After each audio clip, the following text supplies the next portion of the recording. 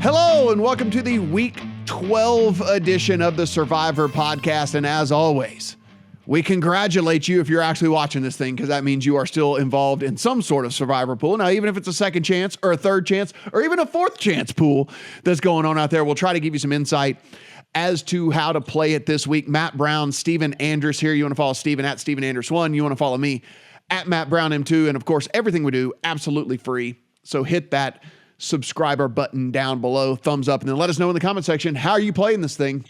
Because it's kind of interesting because, listen, if you're playing a Circus Survivor style contest, Steven, you got to play one of the 3 games on Thanksgiving Day.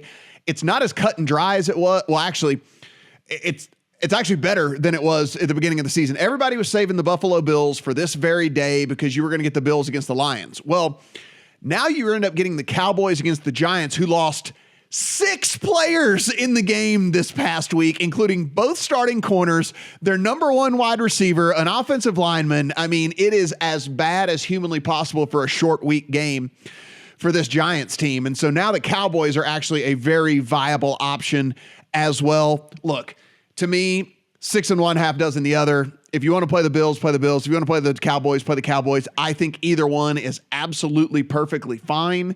And I think if we're looking kind of at future value again of these teams, Steven, we kind of like look into the future and we kind of say, okay, look, the Bills do get games down the stretch that if you do continue to advance, maybe having Bills in pocket would be at least a little bit more valuable for you just because of the division that they play in and everything like that. So, I mean, hey, look, I'd be okay with using either one. At this point, I'd probably lean to the Cowboys if I had the Cowboys left and hold the Bills just from a future value standpoint, but I don't think you can go wrong with either one.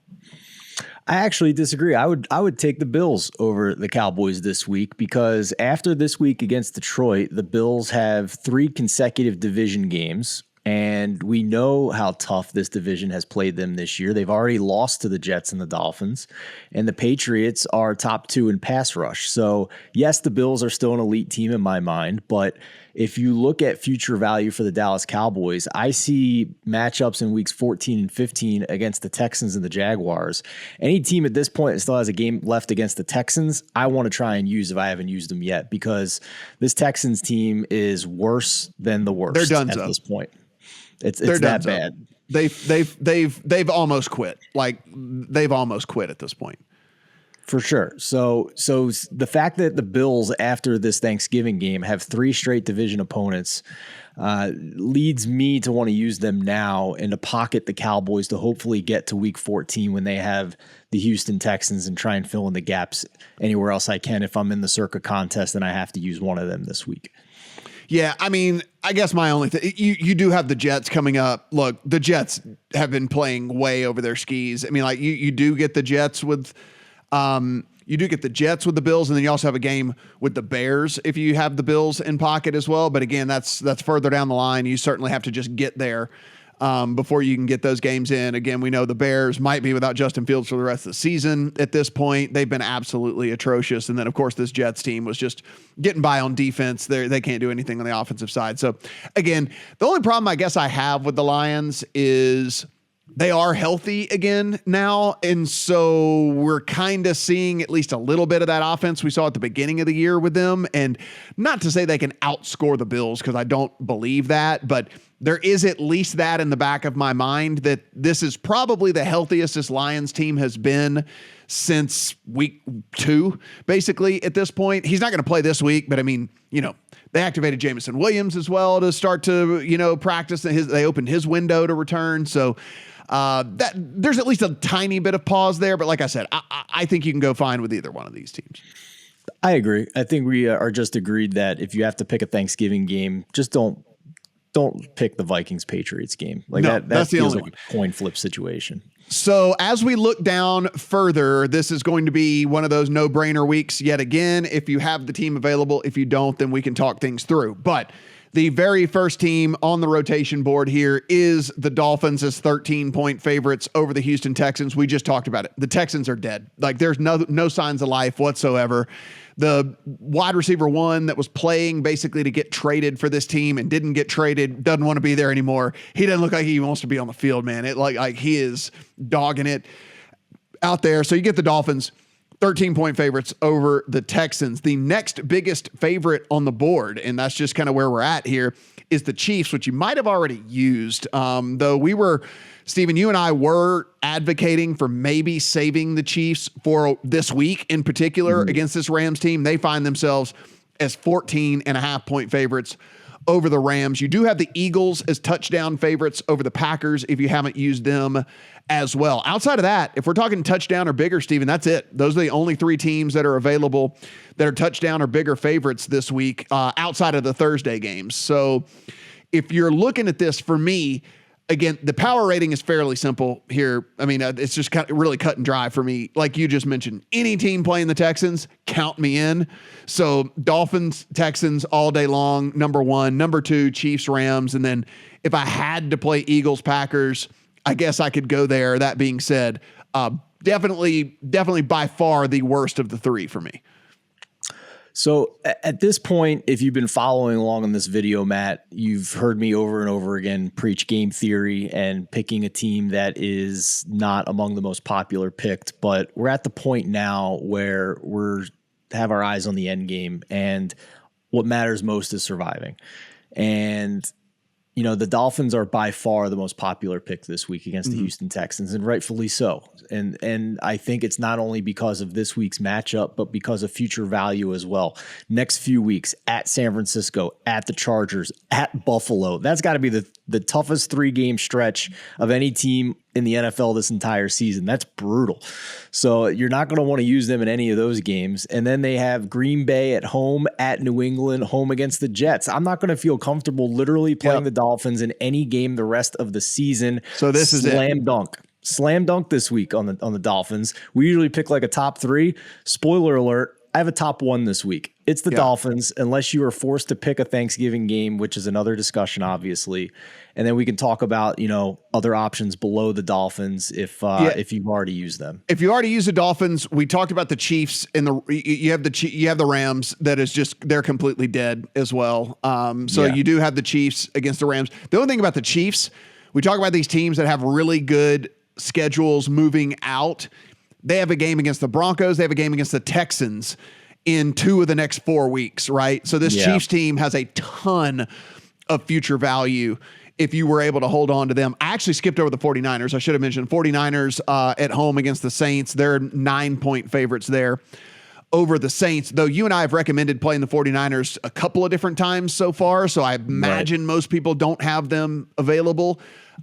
If you did, then obviously they would slot in as the number 3 team for me ahead of the Eagles and Packers. So it's like you said, though, it's Dolphins number 1 on a tier by itself, on a mountain by itself, like not even close to anything else.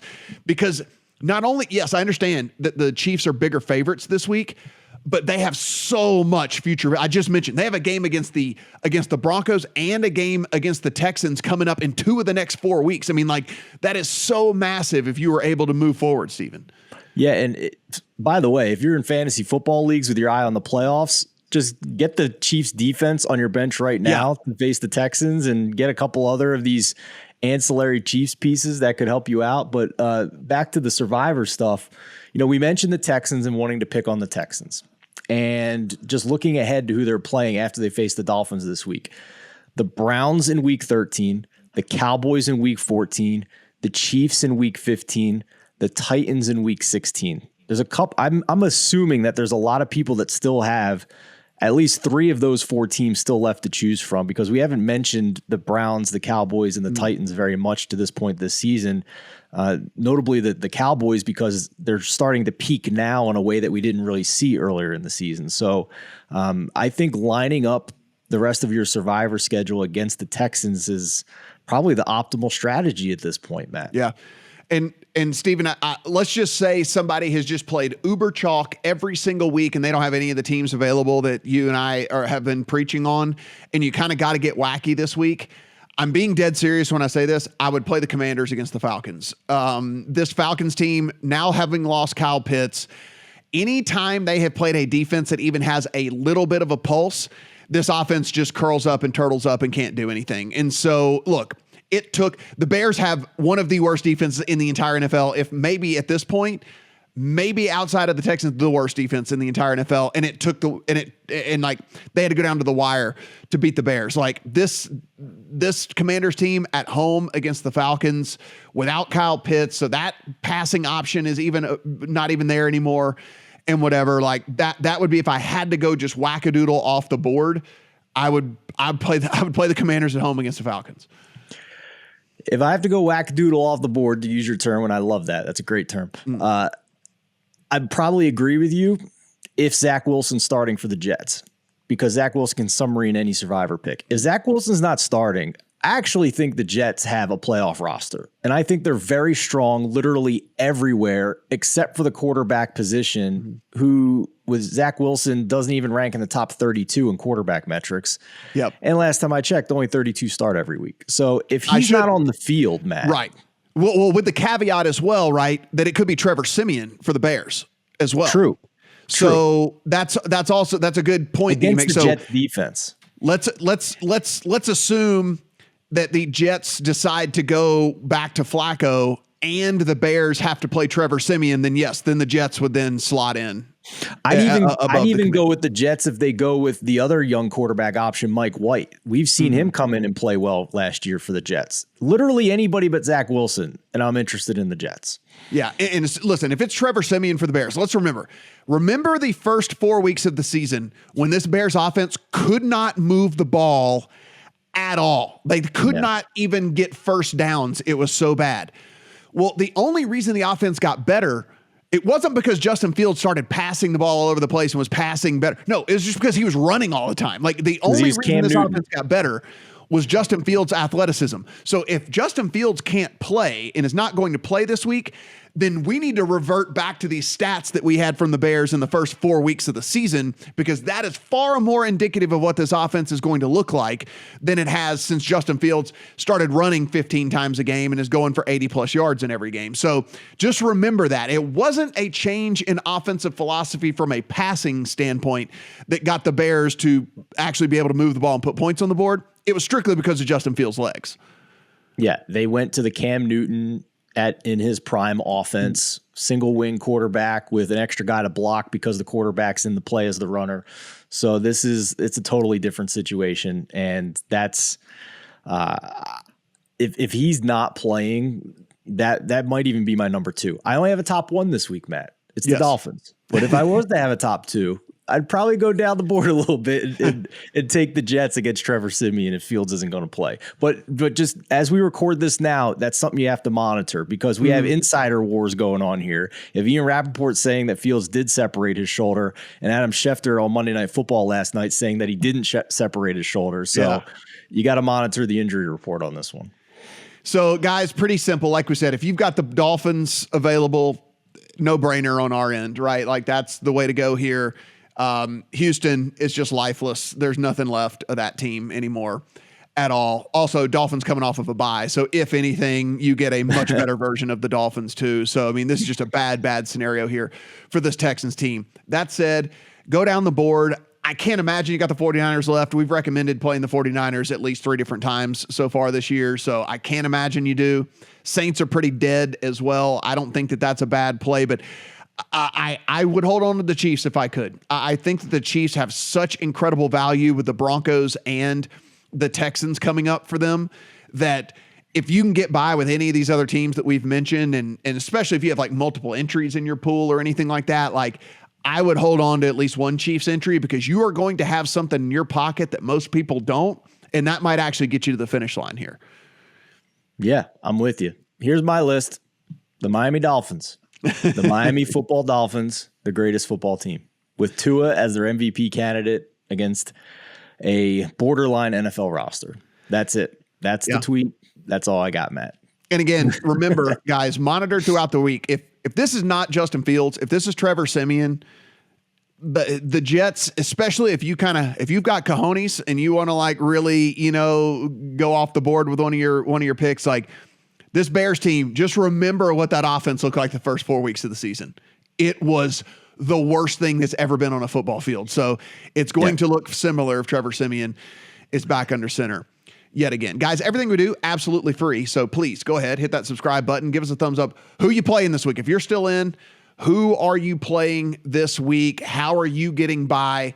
What is the, and be sure and give some context with it, like how big is the contest that you're in, how many people are still left and all that, so that the people in the chat can get an idea of what that's all about. If you head to lines.com, upper right-hand corner, there's a Discord button. Get in the Discord. We're talking every sport in there. It's not just football. We're talking basketball. We're talking golf when golf rolls back around. We're talking the NBA. We're talking college basketball. Like, do all that. Get in there and be part of the community with us as well. And good luck on your survivor pick here in week 12.